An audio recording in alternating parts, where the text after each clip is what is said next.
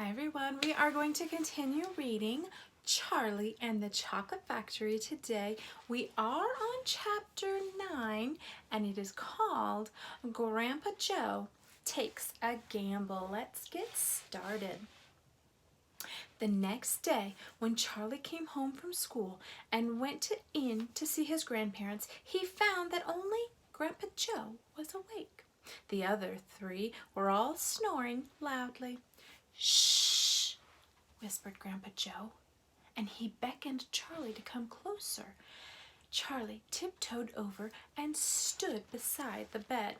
The old man gave Charlie a sly grin, and then he started rummaging under his pillow with one hand, and when the hand came out again, there was an ancient leather purse clutched in his fingers.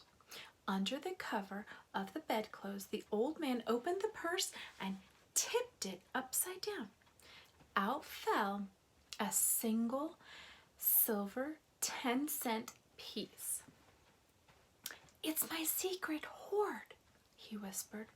"The others don't know that I've got it, and now you and I are going to have one more fling at finding the last ticket.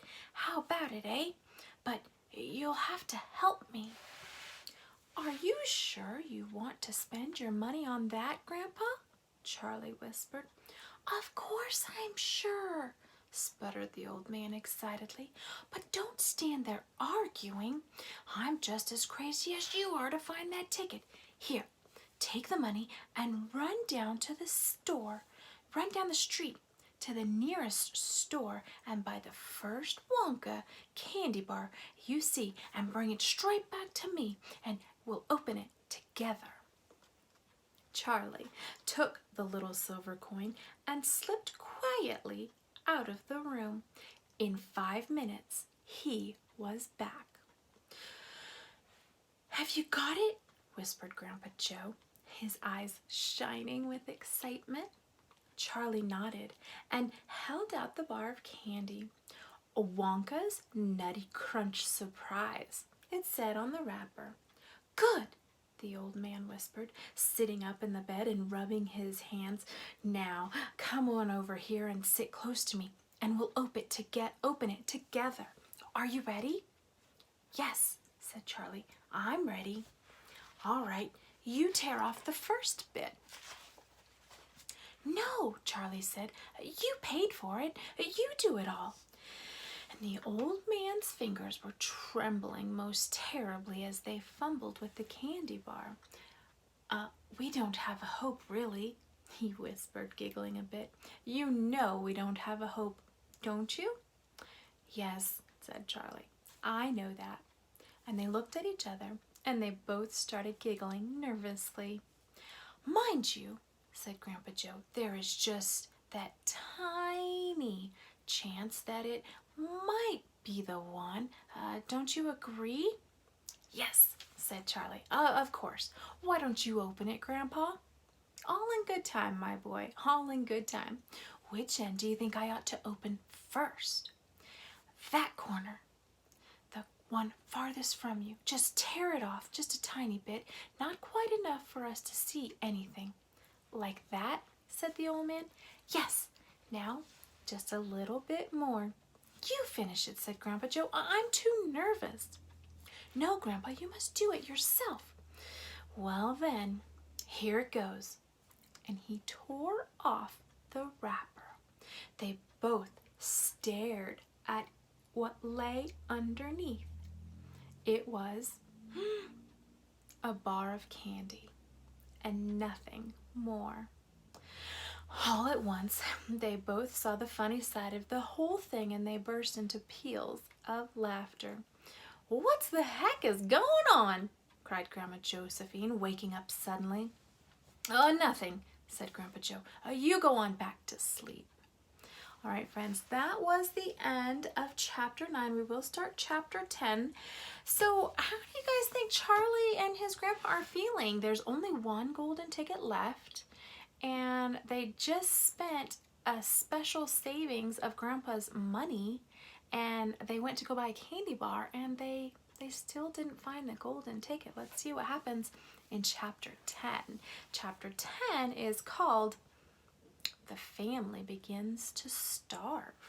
That sounds serious. During the next 2 weeks, the weather turned very cold. First came the snow. It began very suddenly one morning, just as Charlie Bucket was getting dressed for school. Standing by the window, he saw the huge flakes drifting slowly down out of an icy sky that was the color of steel. By evening, it lay 4 feet deep around the tiny house, and Mr. Bucket had to dig a path from the front door to the road. After the snow, there came a freezing gale that blew for days and days without stopping. How bitter cold it was.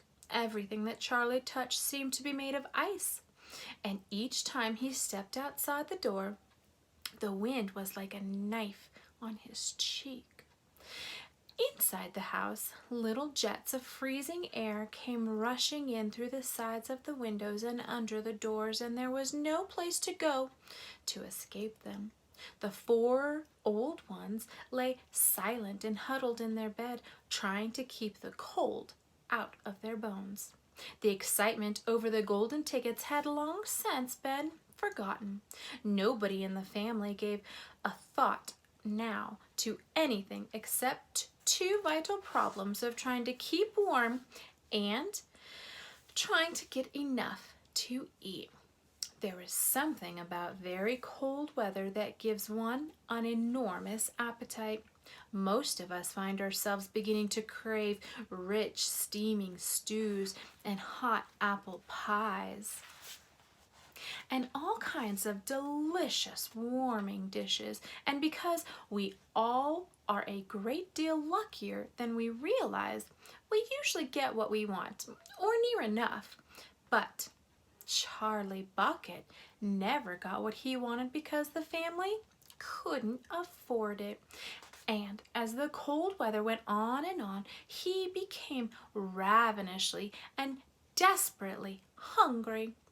Both bars of candy, the birthday one and the one Grandpa Joe had bought, had long since been nibbled away, and all he got now were those thin, cabbagey meals 3 times a day. Then, all at once, the meals became even thinner. The reason for this was that the toothpaste factory, the place where Mr. Bucket worked, had suddenly went bust, and it had to close down. Quickly, Mr. Bucket tried to get another job, but he had no luck.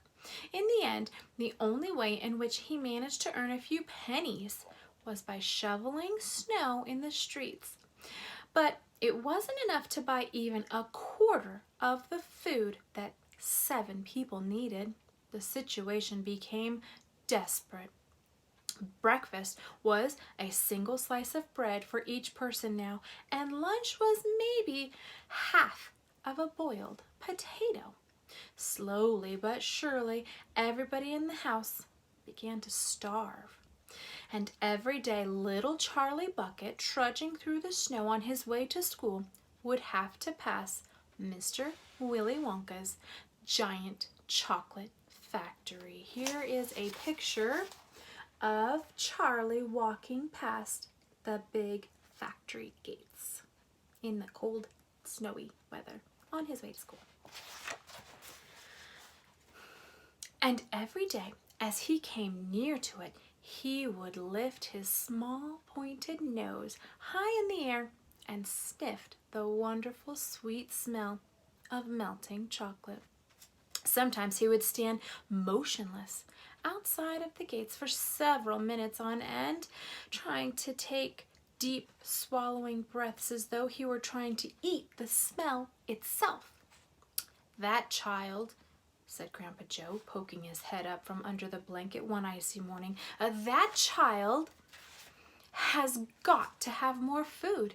It doesn't matter about us. We're too old to bother with, but he's a growing boy. He can't go on like this. He's beginning to look like a skeleton. Well, what can one do?" murmured Grandma Josephine miserably. "He refuses to take any of ours. I hear his mother tried to slip her own piece of bread onto his plate at breakfast this morning, but he wouldn't touch it. He made her take it back." "Ah, he's a fine little fella," said Grandpa George. "He deserves better than this." And the cruel weather went on and on. And every day Charlie Bucket grew thinner and thinner. His face became frighteningly white and pinched. The skin was drawn so tightly over the cheeks that you could see the shapes of his bones underneath. It seemed doubtful whether he could go on much longer like this without becoming dangerously ill. And now, very calmly, with that curious wisdom that seems to come so often to small children in times of hardship, he began to make little changes here and there in some of the things that he did, so as to save his strength. In the mornings, he left the house 10 minutes earlier so that he could walk slowly to school without ever having to run. He sat quietly in the classroom during recess, resting himself while the others rushed outdoors and threw snowballs and wrestled in the snow. Everything he did now, he did slowly and carefully to prevent exhaustion. Then, one afternoon, walking back home with the icy wind in his face, and incidentally feeling hungrier than he had ever felt before, his eye was caught suddenly by a piece of paper that was lying in the gutter, in the snow. The paper was of a greenish color, and there was something vaguely familiar about it. Charlie stepped off the curb and he bent down to examine it. Part of it was buried under the snow, but he saw at once what it was. It was a dollar bill.